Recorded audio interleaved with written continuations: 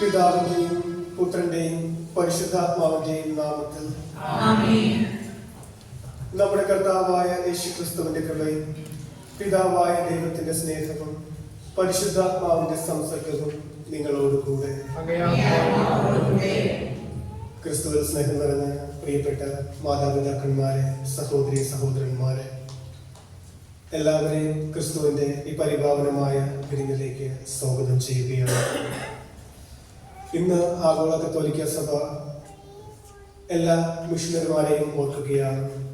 യേശുവിന്റെ നാമം കടലുകൾക്കപ്പുറം അറിയിക്കുവാനായിട്ട്, എത്തിക്കുവാനായിട്ട്, വിശ്വാസം എത്തിക്കുവാനായിട്ട് പ്രയത്നിക്കുന്ന എല്ലാ മനുഷ്യരെയും, എല്ലാ വ്യക്തികളെയും സഭ ഓർക്കുകയാണ്, അവർക്ക് വേണ്ടി പ്രാർത്ഥിക്കുകയാണ്. അതോടൊപ്പം നമ്മെ യേശുവിന്റെ കരങ്ങളിൽ സമർപ്പിച്ച് പ്രാർത്ഥിക്കാം. നാം ഓരോരുത്തരും, അല്ലെങ്കിൽ ഈ കൂട്ടായ്മയെ നയിക്കുന്നവരും യേശുവിന്റെ വചനം പ്രഘോഷിക്കാൻ ജീവിക്കുന്നവരാണ്. അതുകൊണ്ട് തന്നെ ഈ കൂട്ടായ്മയിൽ പ്രവർത്തിക്കുന്ന എല്ലാവരെയും, അതിന്റെ ഭാരവാഹികളെയും എല്ലാവരെയും കർത്താവിന്റെ ബലിയിൽ നമുക്ക് സമർപ്പിച്ച് പ്രാർത്ഥിക്കാം. അതോടൊപ്പം എല്ലാ അഭയാർത്ഥികളെയും സഭ ഓർക്കുകയാണ്. ഇന്ന് അവർക്ക് വേണ്ടി നമുക്ക് ഈ ബലി അർപ്പിച്ച് പ്രാർത്ഥിക്കാം. നമ്മുടെ ഓരോരുത്തരുടെയും ആത്മാവ് ദാഹിക്കേണ്ട ഒരു കാര്യമാണ്. നമ്മുടെ ഓരോരുത്തരുടെയും ജീവിതത്തിൽ നാം ആഗ്രഹിക്കേണ്ട ഒരു കാര്യമാണ് ശിഷ്യന്മാർ യേശുവിനോട് ചോദിക്കുന്നത്. യേശുവിൻ്റെ കൂടെ അത്രയേറെ കാലം നടന്നിട്ട് ആ ഒരു ആഗ്രഹം ഉണ്ടായില്ലെങ്കിൽ അത്ഭുതപ്പെടാനുണ്ട്. ശിഷ്യന്മാർ യേശുവിനോട് ചെന്ന് ചോദിക്കുന്നത് ഞങ്ങളുടെ വിശ്വാസം വർദ്ധിപ്പിക്കണമേ എന്ന്. വേറൊന്നുമല്ല അവർ ചോദിക്കുന്നത്. നമ്മൾ സുവിശേഷത്തിലൂടെ കടന്നു പോവുകയാണെങ്കിൽ അവർ ചോദിച്ച രണ്ട് പ്രധാനപ്പെട്ട കാര്യങ്ങൾ നമുക്ക് മനസ്സിലാക്കുവാൻ സാധിക്കും. ഒന്നാമത്തേത് ഞങ്ങളെ പ്രാർത്ഥിക്കാൻ പഠിപ്പിക്കണമേ എന്നാണ്. രണ്ടാമത് ഞങ്ങളുടെ വിശ്വാസം വർദ്ധിപ്പിക്കണമേ. ഈ രണ്ട് നമ്മുടെ ജീവിതത്തിലെ അടിസ്ഥാന കാര്യങ്ങളാണെന്ന് നമുക്കറിയാം. ഈ ഒരു ആഗ്രഹം നമ്മുടെ ഓരോരുത്തരുടെയും ഇടയിൽ, നമ്മുടെ ഓരോരുത്തരുടെയും മനസ്സിൽ ഉണ്ടാകേണ്ടതാണ്. പക്ഷെ അതിനേക്കാൾ ഉപരി ശിഷ്യന്മാരുടെ ചോദ്യത്തിന് യേശു നൽകുന്ന മറുപടി ഏറ്റവും മനോഹരമായ ഒരു മറുപടിയാണ്. യേശു ശിഷ്യന്മാരോട് പറയുന്നത്, നിങ്ങൾ എത്രത്തോളം നിങ്ങളുടെ വിശ്വാസം കൂട്ടുന്നതിലല്ല, എങ്ങനെ നിങ്ങൾ വിശ്വസിക്കുന്നു എന്നതിലാണ് കാര്യം. നോക്കുക, ശിഷ്യന്മാർ ചോദിക്കുന്നത് ഞങ്ങൾക്കുള്ള വിശ്വാസം കൂട്ടണമേ എന്നാണ് ശിഷ്യന്മാർ ചോദിക്കുന്നത്. പക്ഷെ യേശു അവിടെ പറയുന്നത്, നിങ്ങൾക്ക് ഇപ്പോ ഉള്ള വിശ്വാസം അത് കടുകുമണിയോളം ആണെങ്കിൽ കൂടി അത് മതി. പക്ഷെ നിങ്ങൾ വിശ്വസിക്കേണ്ട രീതി എങ്ങനെയാണെന്ന് യേശുനാഥൻ ചൂണ്ടിക്കാണിക്കുകയാണ്. നമ്മൾ ചിലപ്പോൾ ഓരോ ദിവസവും പ്രാർത്ഥനകൾ കൊണ്ട് നമ്മുടെ ജീവിതത്തെ നിറയ്ക്കുമായിരിക്കും.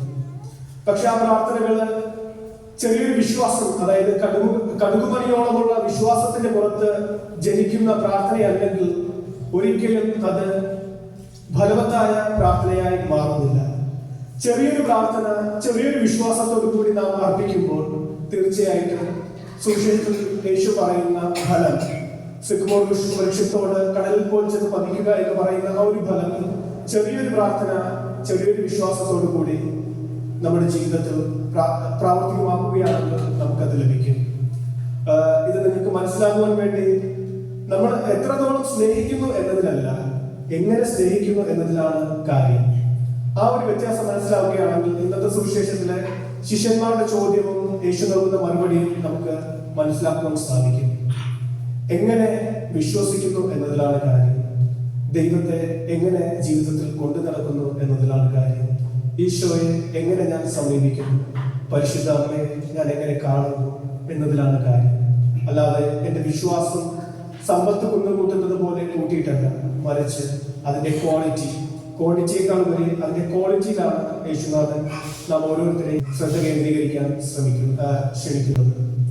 മറ്റൊരു കാര്യം, ഇന്നത്തെ ലേഖനത്തിലൂടെ കടന്നു പോവുകയാണെങ്കിൽ നമ്മളെ ഓരോരുത്തരെയും ശക്തിപ്പെടുത്തുന്ന വചനമാണ് ലേഖനത്തിൽ നാം കാണുന്നത്.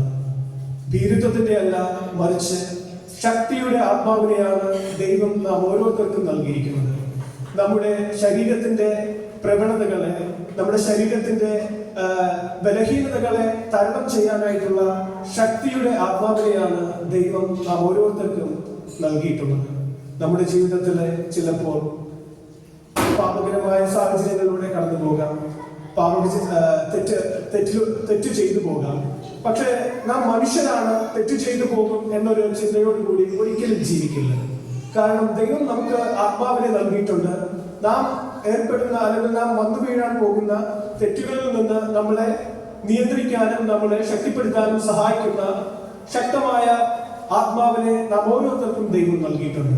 പ്രിയപ്പെട്ടവരെ, തെറ്റ് ചെയ്തിട്ട് മനുഷ്യനല്ലേ തെറ്റ് ചെയ്തു പോകും എന്ന് ചിന്തിക്കുന്നതിനേക്കാൾ നല്ലത് തെറ്റ് ചെയ്യാതെ ദൈവത്തിന്റെ ആത്മാവ് വസിക്കുന്ന ഒരു വ്യക്തിയായിട്ട് തെറ്റ് ചെയ്യാതെ ജീവിക്കാനുള്ള ഒരു ക്ഷണം, ഒരു ജീവിതമാണ് ദൈവം നമുക്ക് നൽകിയിട്ടുള്ളത്. ആ ഒരു ജീവിതം നമ്മുടെ ജീവിതത്തിൽ, അല്ലെങ്കിൽ അങ്ങനത്തെ ഒരു ജീവിതം ജീവിക്കാൻ വേണ്ടി നമുക്ക് ഓരോരുത്തർക്കും ശ്രമിക്കാം. മനുഷ്യരല്ലേ തെറ്റ് ചെയ്തു പോകും, അതിനേക്കാളും വരെ തെറ്റ് ചെയ്യേണ്ട, ദൈവത്തിന് വേണ്ടി ജീവിക്കാം എന്ന് നമുക്ക് ചിന്തിക്കാം. അങ്ങനെ ഒരു ജീവിതം നമുക്ക് സാധിക്കട്ടെ എന്ന് പ്രാർത്ഥിക്കുകയും ചെയ്യുന്നു.